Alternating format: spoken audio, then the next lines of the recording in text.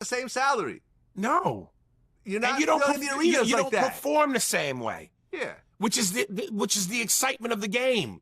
You know, I always used to go, who's the female version in the WNBA of Magic Johnson? Passes like that. Who's the female version in the WNBA of Michael Jordan? Graceful in the air, body control.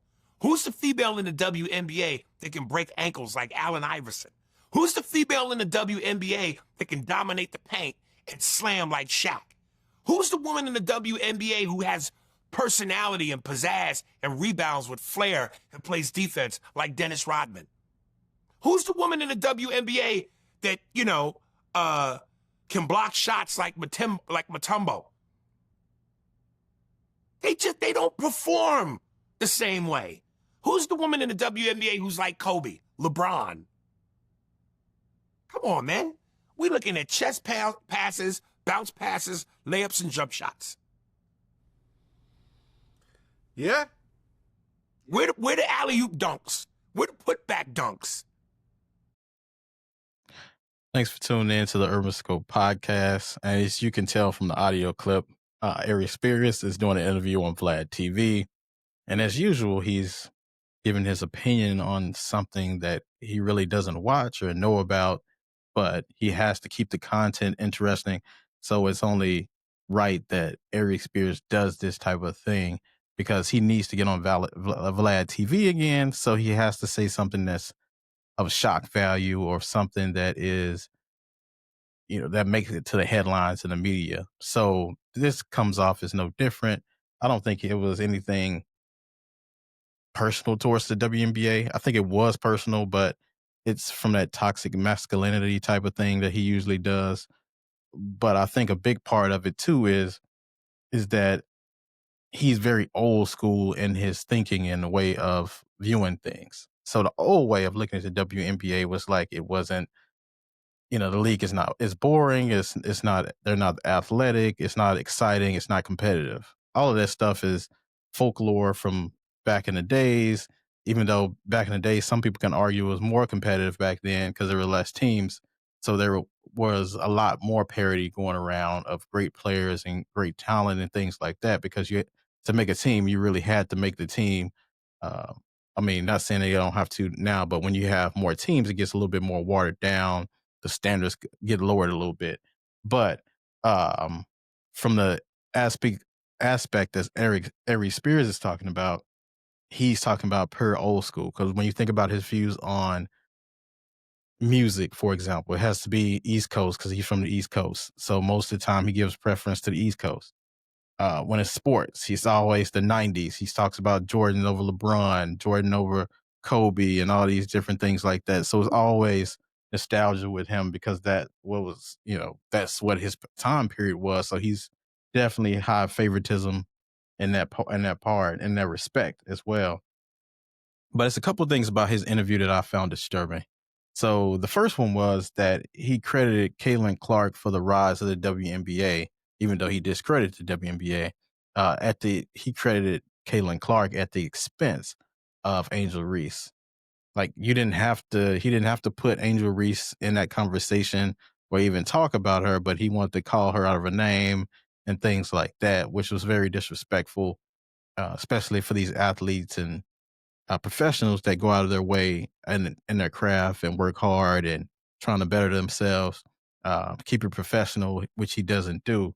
So that's the first thing. And then just for him crediting Caitlin Clark in the first place just shows you his disrespect for his own community that he does all the time, especially in front of Vlad, who is notoriously known for putting out these negative images of the Black community and things like that. So for him to do that, it was just disgusting to me. But that was just the first thing that he did. But in my opinion, he should be the last person calling people's names. It was very RG3 like of him, or Bob Griffin III, we should say. It was very toxic, I should say. And then another thing too, was just a slight thing that he talked about Angel Reese. They talked about Angel Reese being a Nike client. She's actually with Reebok, so it kind of shows you that they don't really follow the WNBA or its players or anything in its subsidiaries.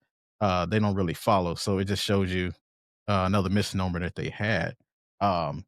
But this type of rhetoric from Aries Spears is the type of rhetoric that stunts the growth of the WNBA because they give this false facade about the league. So people don't even, some people, they are controlled by the media or thoughts of others. So they don't even watch the league to see for themselves.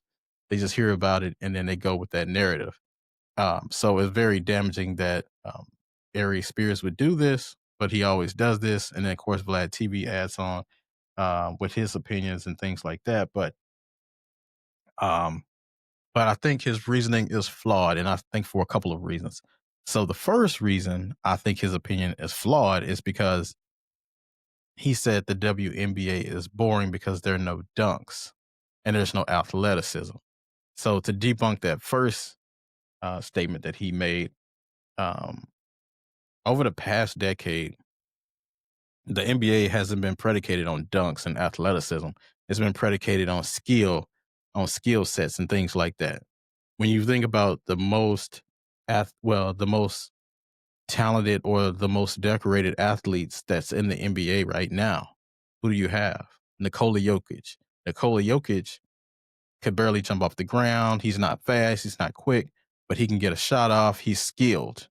And he's a European player. He's skilled, but he's not athletic at all. Look at Luka Doncic. Luka Doncic is European as well. He's not really athletic. He can barely dunk. He's 6'7". He's not jumping out the gym. He's a passer. He's skills as far as you know, uh, being sneaky and being clever with his moves and things like that. But he's not athletic. He's not dunking at the gym. Even a player like Shea Alexander, when you think about SGA and what he does, he can dunk and things like that, but his game is not predicated. It's on jump shots and threes. Look at a Steph Curry. His game is not, we might have seen him dunk maybe twice in his whole career, including All-Star games. His game is predicated on jump shots and fancy layups and three-point shots. So when you look at the most talented players in the league, with the exception of maybe a LeBron James and even Aaron Gordon, who was a dunk champion, was in a couple of dunk competitions.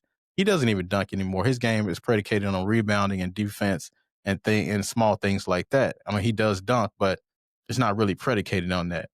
So I think what Aries Spears was saying about they don't dunk is kind of flawed. Nobody really looks for dunks in the NBA anymore. Everyone is looking towards the skill set. Can you do what your post game looks like? What's your 3-point shot? Everybody loves the 3-point shot now. So it's just flawed that he would say nobody watches the WNBA because of dunks. Nobody really cares about that anymore over the past decade or so. There are no more Michael Jordans or Dominique Wilkins or Vince Carters or even for that matter, Spud Webbs anymore. It's just 3-point shots. Nobody really cares about how far you can dunk from or how high you can dunk anymore. So I think that's flawed. Um, i.e., why the dunk competition has declined over the last decade or so.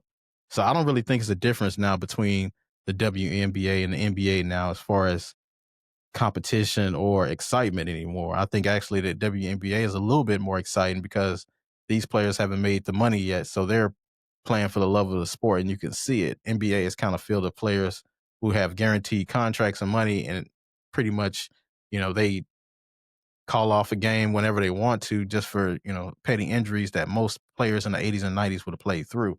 So I don't really think it's a difference. And the NBA sees that their league is kind of declining because they went to Amazon. They're going to Amazon this year, actually in a couple of weeks, and they bring back the NBA on NBC. They're trying to bring back the nostalgic feel and look to try to revive the league, and hopefully the players will follow suit. But as far as the leagues go, I don't think there's a huge difference between what the NBA and WNBA is doing as far as competition and the parity of the talent that's in the league. So there's an obvious decline in the NBA and WNBA, I believe, is increasing and rising. So we'll see. But as far as, this conversation goes, Aries Spears is wrong again. Just a bunch of bitter analysis that he gives out. So tell me what your thoughts about the NBA and the WNBA and the competition wise. And until next time, I'll see you next time.